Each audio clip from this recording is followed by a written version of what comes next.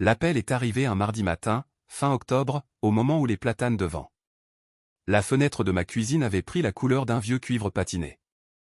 Jean était à ma deuxième tasse de café, toujours en robe de chambre, regardant les feuilles s'accumuler dans le jardin que je n'avais pas ratissé depuis 3 semaines. Car la retraite m'avait offert plus d'heures que je ne savais en combler et Jean passait la majeure partie à éviter les corvées nécessaires.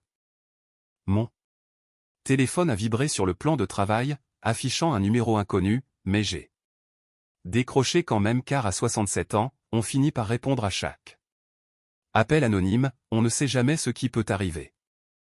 Monsieur Roche, c'est Maître Françoise Morel à l'appareil, je suis notaire à l'étude Morel et associé, rue de la République, je vous appelle au sujet de votre défunte épouse, Hélène. J'ai posé ma tasse, le cœur battant, tandis qu'elle poursuivait. D'une voix posée et mesurée, de cette façon dont parlent les gens qui portent une nouvelle pesante. Je sais que cela peut paraître inhabituel, dit-elle, mais Hélène est venue à mon étude 14 mois avant son décès pour laisser un pli dans notre coffre sécurisé avec des instructions très spécifiques, je devais vous contacter exactement 2 ans après sa disparition. Et cette date est tombée vendredi dernier.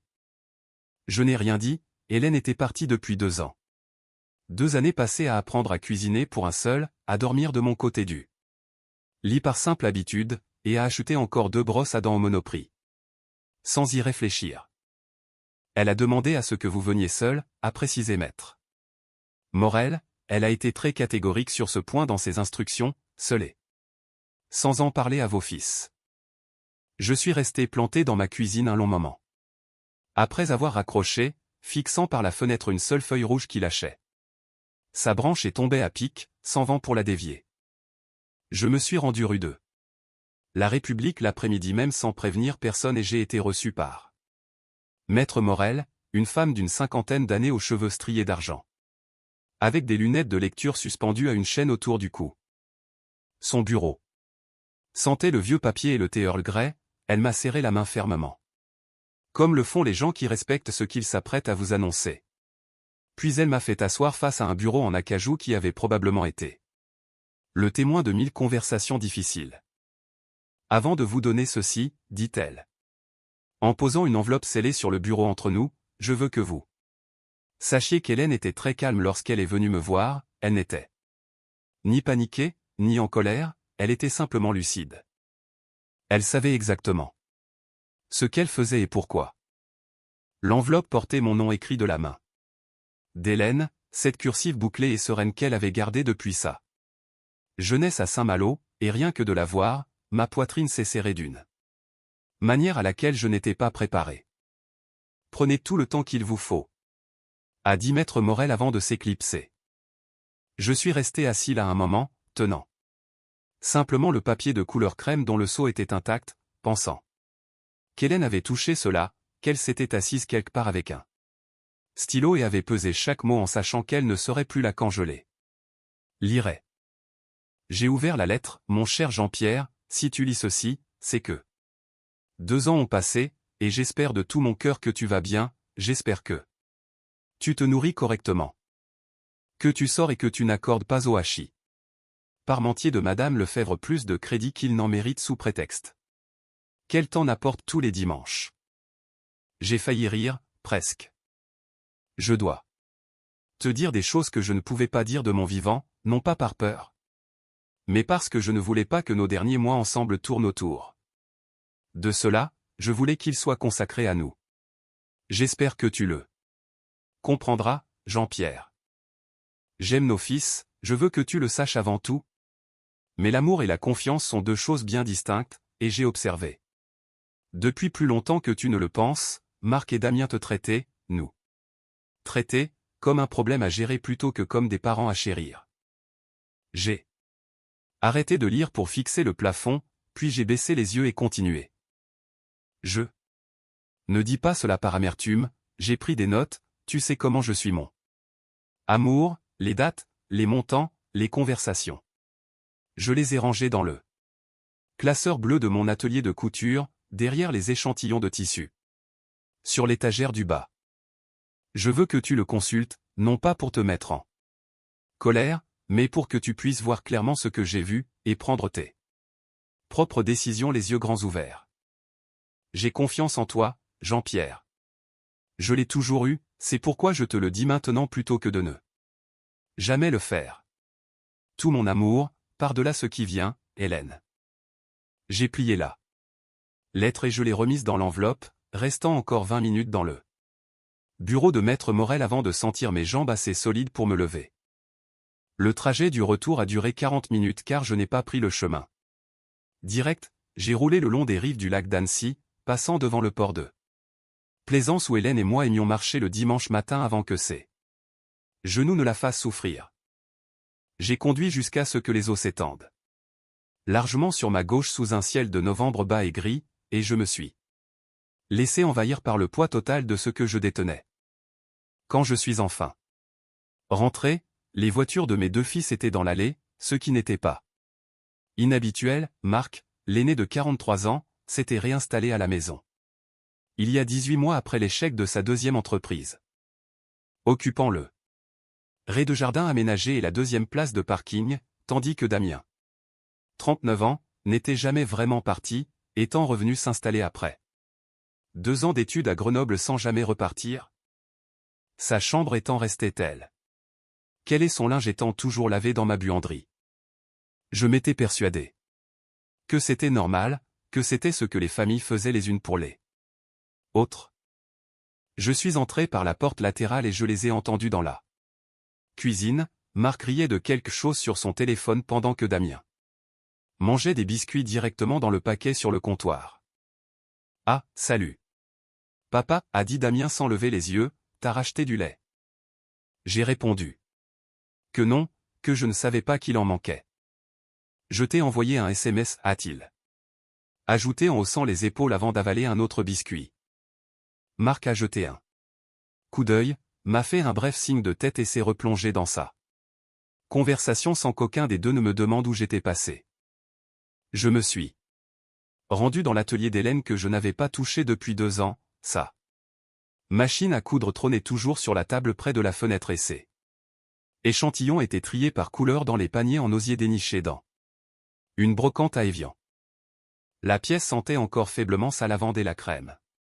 Pour les mains spécifiques qu'elle utilisait depuis 30 ans. J'ai trouvé le classeur bleu exactement là où elle l'avait dit, je l'ai emporté dans notre chambre, je me suis assis sur le bord du lit et j'ai commencé à lire ses entrées. Datées de son écriture précise, remontant à l'année des 35 ans de Marc. J'ai lu pendant 2 heures sans m'arrêter et le tableau qui en ressortait n'était pas spectaculaire, il n'y avait pas de trahison éclatante ou d'explosion, c'était plus sournois et pire que cela. Il y avait des notes sur les 23 000 € que Marc avait empruntés au printemps 2019, soi-disant pour combler un trou de trésorerie, mentionnant plusieurs fois qu'il allait rembourser sans jamais le faire, Hélène ayant noté chaque conversation où le sujet était éludé, 7 fois au total. Il y avait des notes sur la voiture de Damien, l'Audi qu'il conduisait et que je croyais être en leasing à son nom. Alors qu'Hélène avait découvert le prélèvement automatique sur notre compte. Juin 14 mois avant sa mort, 680 € par mois depuis 3 ans.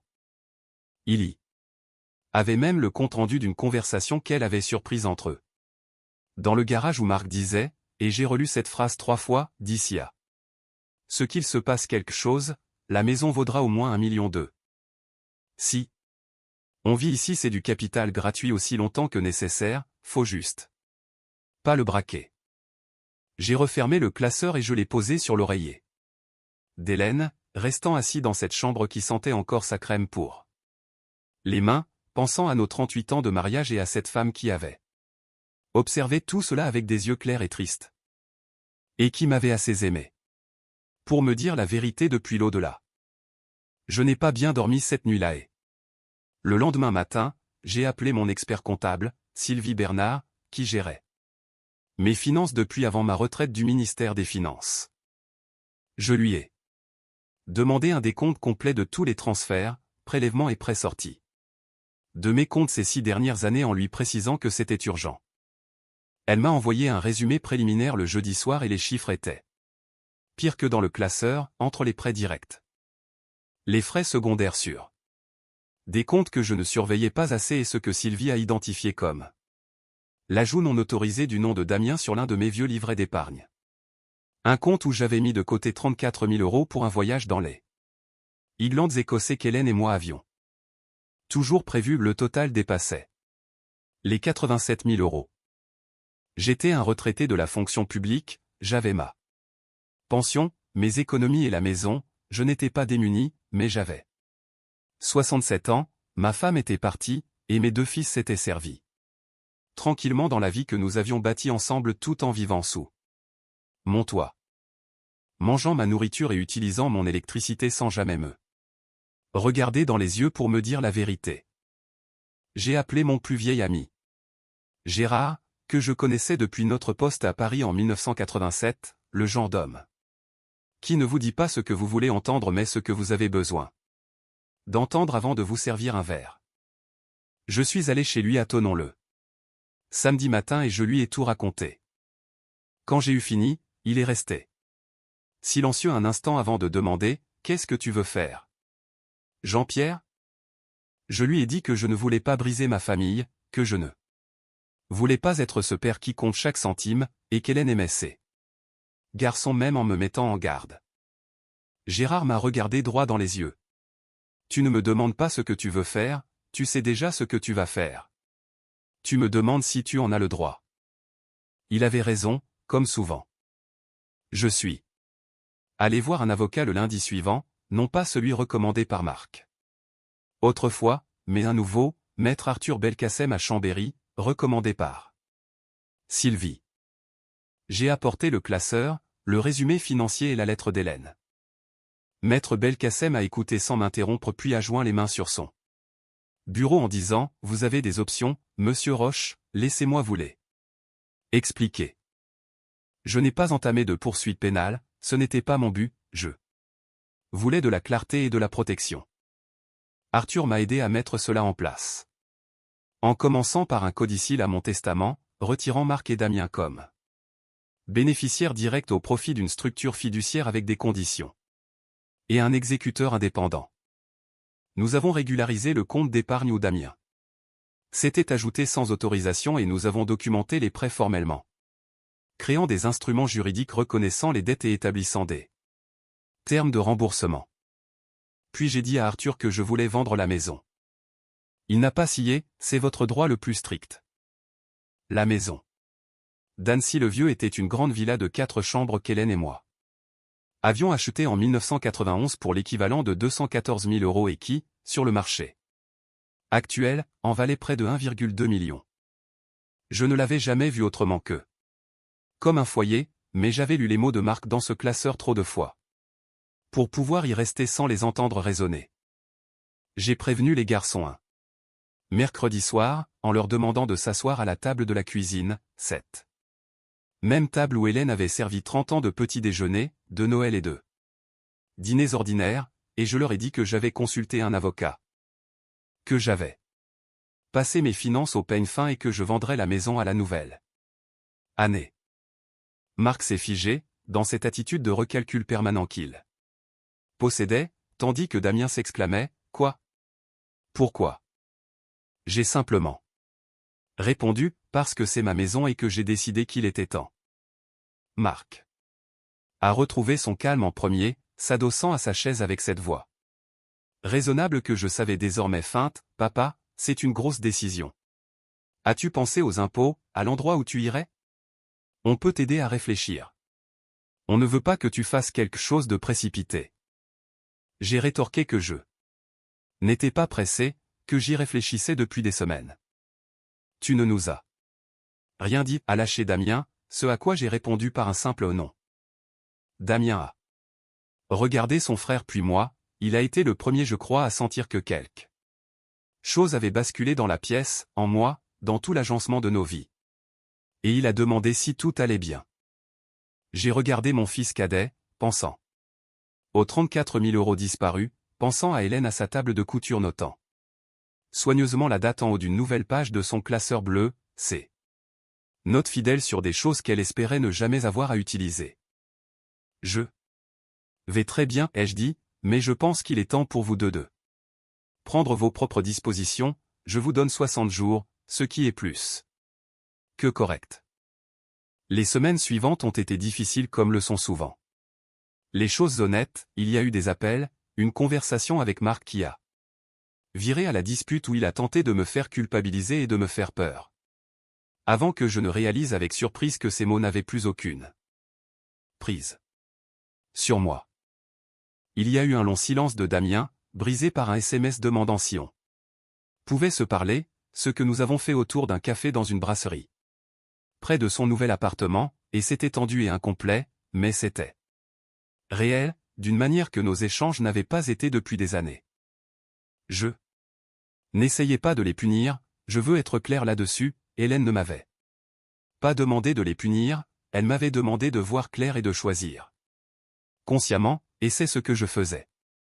La maison s'est vendue en février pour 1,1 million d'euros et j'ai pris un appartement modeste dans un immeuble moderne face au lac à Annecy, près de l'eau, près de chez Gérard et des sentiers de randonnée qu'Hélène et moi avions toujours promis de fréquenter davantage.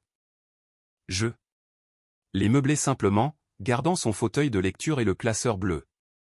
Bien que je ne l'ai jamais rouvert. Avec une partie du produit de la vente. Après les taxes et les frais de réinstallation, j'ai créé une petite bourse annuelle via une fondation locale pour les étudiants dits matures.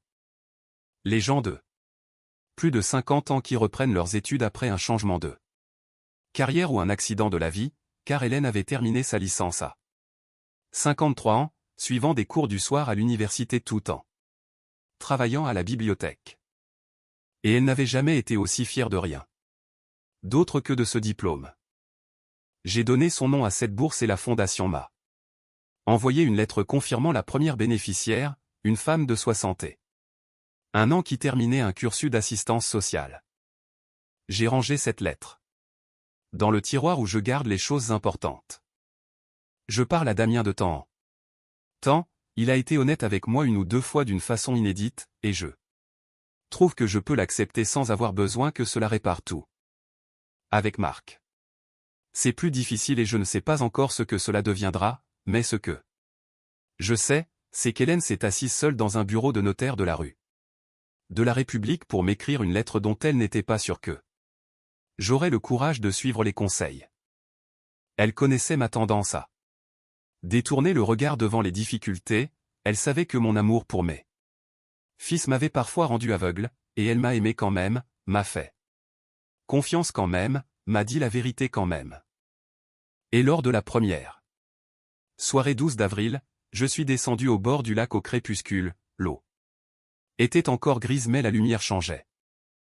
Je suis resté là un moment, les mains dans les poches de ma veste, regardant les derniers rayons du soleil glisser sur la surface de l'eau, et j'ai pensé à Hélène sur la plage en Bretagne. Quand elle était jeune, avant que je ne la connaisse, debout dans une lumière différente.